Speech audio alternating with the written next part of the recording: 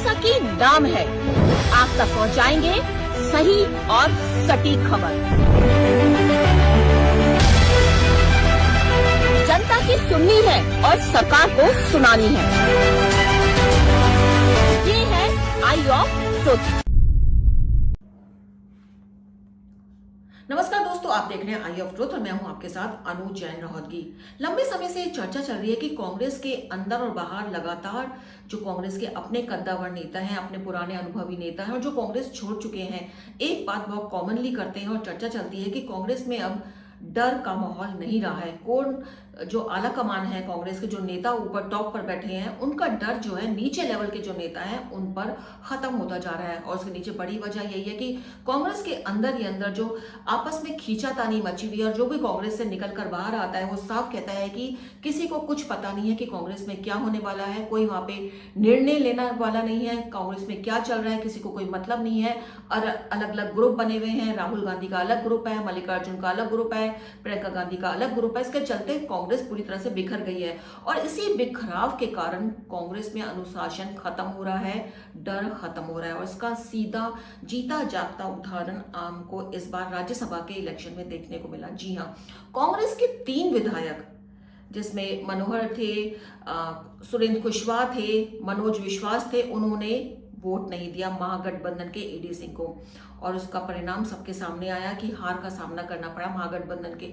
अगर वोट हो जाते तो सिनेरियो कुछ और होता, लेकिन इन्होंने वोट नहीं दिया तो कोई डर या भय इन विधायकों को था ही नहीं कि अगर उन्होंने वोट नहीं दिया तो उनके खिलाफ कोई कार्रवाई नहीं होगी। और जो इन्होंने सोचा वही हुआ। जी हाँ, बड़ी आश्चर्य की बात है कि इन तीनों विधायकों ने वोट नहीं दिया और ये बड़े कॉन्फिडेंस से बैठे थे कि इनके खिलाफ कांग्रेस कोई कार्रवाई नहीं करेगी। और जो ये सोच रहे थे बिहार में वही हुआ। जी हाँ, जहां एक तरफ उड़ीसा में जब क्रॉस वोटिंग हुई तो 3 विधायकों को कांग्रेस ने निलंबित कर दिया। हरियाणा में क्रॉस वोटिंग के चलते कांग्रेस कार्रवाई करने की सोच रही है, लेकिन बिहार में इन 3 विधायकों के खिलाफ कोई भी एक्शन लेने से कांग्रेस पूरी तरह से घबराई हुई है। उसका बस नहीं चल रहा है कि वो क्या करे। हालांकि इन 3 विधायकों ने क्रॉस वोटिंग नहीं की, लेकिन उन्होंने अपना बहुमूल्य वोट भी नहीं दिया, जिसका खामियाजा महागठबंधन को उठाना पड़ा, कांग्रेस को उठाना पड़ा, तेजस्वी यादव की पार्टी आरजेडी को उठाना पड़ा। बावजूद इसके इनके खिलाफ कोई कार्रवाई नहीं कर रही है कांग्रेस। और साफ लग रहा है कि जो डर है नेताओं में वो खत्म हो रहा है, क्योंकि उनको पता चल गया है कि उनके खिलाफ कार्रवाई करने से पहले कांग्रेस कई बार सोचेगी। क्योंकि कांग्रेस की स्थिति इस समय ऐसी बनी हुई है कि वो चाहकर भी अपने नेता नहीं खोना चाहती है। अब तीनों इन विधायकों ने वोट नहीं किए, क्रॉस वोटिंग नहीं की। और इसके साथ साथ जो आरजेडी के फैज अली विधायक थे, उन्होंने भी वोट नहीं दिया, लेकिन उन्होंने बहाना बना दिया। बहाना कहिए, सच्चाई की है कि उनकी मां की तबीयत खराब थी, वो बिहार से बाहर थे। ऐसे में अगर कांग्रेस इन तीनों से पूछती है तो जाहिर से तौर पर ये बहाना बना देंगे। और बहाना बनाने के बाद भी कांग्रेस अगर इन्हें निकालती है तो कांग्रेस को साफ पता है कि जिस तरह की स्थिति बिहार में कांग्रेस की है, 6 विधायक बचे हैं, अगर 3 के खिलाफ कार्रवाई करती है तो तीनों किसी भी क्षण कांग्रेस पार्टी छोड़ सकते हैं, बड़े आराम से किसी दूसरे दल में जा सकते हैं। उनकी डिमांड दूसरी पार्टी में बनी होगी। कांग्रेस की जो थोड़ी बहुत संख्या है वो भी खत्म हो जाएगी। दूसरा ऑप्शन कांग्रेस के पास ये है कि विधानसभा अध्यक्ष को वो शिकायत करे इन 3 विधायकों की, लेकिन वो भी कांग्रेस को पता है कि इसमें कुछ नहीं होने वाला है। विधानसभा अध्यक्ष जिस प्रोसेस से कार्रवाई करेंगे वो प्रोसेस इतना धीरे है, उसकी तुलना कई जो राजनीतिक विशेषज्ञ हैं वो कोर्ट से करते हैं कि तारीख पर तारीख डल रही है और कुछ नहीं हो रहा है। तो कांग्रेस को ये भी डर है कि इनकी शिकायत करेंगे, वहां पे कुछ होगा नहीं और बदले में ये पार्टी छोड़ देंगे, जिससे उनकी जो 6 की संख्या है वो सिमट कर 3 पर आ जाएगी। और क्योंकि हाल हो चुका है 2024 में, जब आरजेडी के 4 विधायकों ने आरजेडी छोड़ी थी तो बकायदा उनकी शिकायत विधानसभा अध्यक्ष को की गई थी, लेकिन हुआ कुछ नहीं, मामला चलता रहा और हुआ कुछ नहीं। तो कांग्रेस ये अच्छी तरह से जानती है कि होने वाला कुछ नहीं है, इसलिए वो चुप होकर के बैठी है। और तर्क यही दिया जा रहा है कि उनके पास एक्सक्यूज है कि क्रॉस वोटिंग तो नहीं किया इसलिए कुछ नहीं हो, लेकिन वास्तव में हालात यही है। और जो चर्चाएं चल रही हैं वो बिल्कुल ठीक है कि आजकल जिस नेता का जो मन कर रहा है वो कांग्रेस में कर रहा है। उसको पता है कि कार्रवाई कुछ नहीं होनी, और अगर होनी है तो कॉन्सिक्वेंसेस के लिए भी कांग्रेस के नेता तैयार बैठे हैं, क्योंकि उनको पता है कि कांग्रेस में उनका भविष्य क्या है। तो भविष्य उनका कांग्रेस में सॉलिड नहीं है, बाहर जाएंगे कुछ ना कुछ उनको रास्ता मिल जाएगा। ऐसे में वो कॉन्फिडेंट रहते हैं कि कांग्रेस कुछ कार्रवाई करेगी तो उनके पास सेकंड ऑप्शन है। और बिहार में बिल्कुल सीधे तौर पर ये देखने में आया कि कांग्रेस में जो डिसिप्लिन है, जो अनुशासन है, जो डर है, वो बिल्कुल खत्म सा हो गया और 3 विधायकों ने बड़े आराम से वहां पर क्रॉस वोटिंग नहीं की। और जिसके चलते हम उड़ीसा में देखें तो, क्योंकि उड़ीसा में कांग्रेस इतनी ज्यादा जो है एक्टिव नहीं है और शायद वो वहां पे रिस्क लेने को तैयार है। हरियाणा में क्या करती है ये देखना है, क्योंकि हरियाणा में भी कांग्रेस के साथ इस तरह का हुआ है, लेकिन वहां पे हुड्डा के ऊपर सारी जिम्मेदारी है, तो कांग्रेस उससे बचना चाहती है।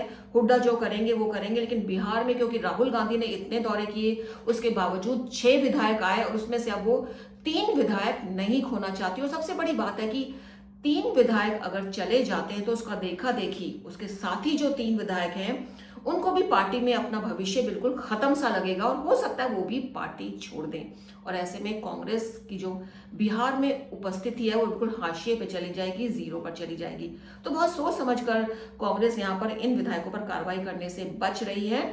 लेकिन हाँ, ये बात बिल्कुल तय है, जो कांग्रेस के कद्दावर नेता दबे स्वरों में कहते हैं, कुछ बहुत से नेता कांग्रेस छोड़कर चले गए हैं इसी कारण कि कांग्रेस में कोई कमांड नहीं है, कोई ऊपर टॉप बॉस नहीं बैठा है जिससे कोई बातचीत की जा सके, जिससे कहा जा सके, शिकायत की जा सके, और जिसके चलते कांग्रेस में अनुशासन खत्म हो रहा है।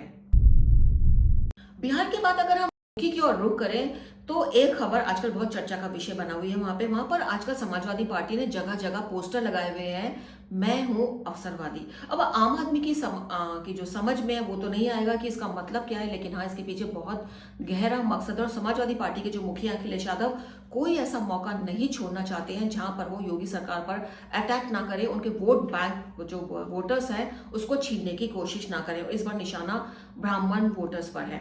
मैं हूं अवसरवादी पोस्टर लगाने के पीछे वजह क्या है, बहुत ही इंटरेस्टिंग है। वैसे ये हाल ही में यूपी में दरोगा की नियुक्ति के लिए जो एक प्रश्न पत्र था उसमें एक क्वेश्चन पूछा गया और उसमें कहा गया कि मैं हूं अवसरवादी, और उसके ऑप्शन क्या क्या है कि कौन कौन लोग अवसरवादी हैं। उसमें पंडित का नाम था, उसमें सदाचारी लिखा हुआ था, उसमें निष्कपट था उसका नाम लिखा हुआ था, और इसके अलावा उसमें जो वर्णन था एक और ग्रुप का वर्णन था। और ऐसे में ये मुद्दा जो है, ये जो अखिलेश यादव ने लपक लिया। और जैसे हम आपको बता दें कि यूपी में पिछले कुछ समय से जो ब्राह्मण वोटर्स हैं वो योगी सरकार से कहीं ना कहीं खफा नजर आ रहे हैं। पिछले दिनों आपको याद होगा खूब चर्चा का विषय बना था जब योगी के बहुत से विधायकों और मंत्रियों ने जो ब्राह्मण हैं उन्होंने अलग से एक बैठक की थी और बाद में ये बहुत मुद्दा गरमाया था।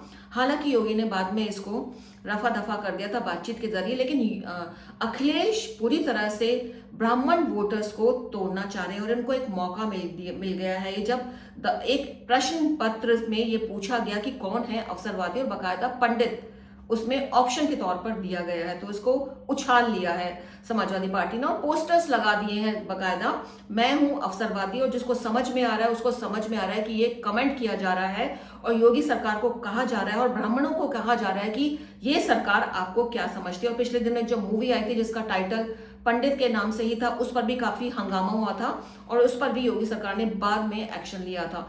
तो जो ब्राह्मण वोटर्स हैं उनको अपनी तरफ आकर्षित करने के लिए अखिलेश यादव काफी प्रयत्न कर रहे हैं, उनको एक बहुत अच्छा सुनहरा मौका मिला है। हालांकि योगी ने इस पर कड़ी कार्रवाई करते हुए निर्देश भी दिया है कि इस तरह के प्रश्न पत्र में जाति, वर्ग या धर्म की बात ना की जाए जिस तरह से की गई है। इस पर उन्होंने एक्शन लिया, लेकिन कहते हैं ना, एक बार जो निकल गया उसको भुना लेता है विपक्ष, और समाजवादी पार्टी के जो मुखिया अखिलेश यादव उन्होंने इसको भुना लिया है। और हालांकि जो 2022 में कानपुर कांड हुआ था उसको भी अखिलेश यादव ने भुनाने की कोशिश की थी, लेकिन 2024 के इलेक्शन में ज्यादा फायदा उसमें नहीं मिला था। लेकिन हाँ, कई सीटों पर प्रयागराज है, वाराणसी है, उसमें जो ब्राह्मण वोटर्स है वो कहीं ना कहीं खफा दिखे योगी सरकार से और वोट बैंक जो वोटों का प्रतिशत है उसका वो नजर आया। तो ऐसे में जब ये मुद्दा गरमाया है इस प्रश्न पत्र को लेकर, समाजवादी पार्टी के मुखिया अखिलेश यादव बहुत ज्यादा एग्रेसिव हो रहे हैं, बोल रहे हैं कि योगी सरकार में ब्राह्मणों का दमन हो रहा है। और यही मुद्दा हाल ही में मायावती ने भी उठाया था, उन्होंने बाकायदा कहा था कि योगी सरकार ब्राह्मणों की उपेक्षा कर रही है। और यही बात अब समाजवादी पार्टी के मुखिया अखिलेश यादव एक बार फिर उछाल रहे हैं क्योंकि उनको मौका मिल गया। और वैसे ये कुछ अजीब ही लगता है कि जब इस तरह का प्रश्न पत्र सामने आता है तो थोड़ा सुनने में भी अजीब लगता है कि सरकार, योगी सरकार कहां से इस तरह की जो प्रोसेस है या जिस तरह के जो प्रश्न पत्र है इसको रोकने में क्यों फेल हो गई, मतलब कैसे इस तरह के प्रश्न पत्र सामने आ गए जब खुद योगी बिल्कुल बात करते हैं कि ना जाति की बात, कि जाति के नाम पर मत कटो ना बटो। जब योगी इस तरह की बात करते हैं तो ये प्रश्न पत्र कैसे सामने आया। खैर, इस पर जांच चल रही है, योगी सरकार सख्त हुई है इस पर कि ऐसा क्यों है। लेकिन हाँ, अखिलेश को एक मुद्दा मिल गया और आजकल यूपी की सड़कों पर अगर आप जाएंगे, लखनऊ में स्पेशली, तो आपको ये पोस्टर नजर आ जाएंगे कि मैं हूं अवसरवादी। तो अखिलेश को कितना फायदा होगा ये तो आने वाले चुनाव जो 2027 में वो पता चलेगा। लेकिन अखिलेश की पूरी कोशिश है कि एक तरफ तो अपने पीडीएफ फार्मूले को पिछड़ा, दलित और अल्पसंख्यकों को आगे बढ़ाए और दूसरी तरफ ब्राह्मण वोटर्स को भी अपनी ओर करने के लिए वो तमाम तरह के साम दाम दंड कर रही है समाजवादी पार्टी, क्योंकि मकसद तो यही है कि किसी तरह से 2027 के इलेक्शन में जीत ना हासिल हो, लेकिन कम से कम इतनी सीटें आए कि एक स्ट्रांग विपक्ष बन करके वो विधानसभा में बैठ सके।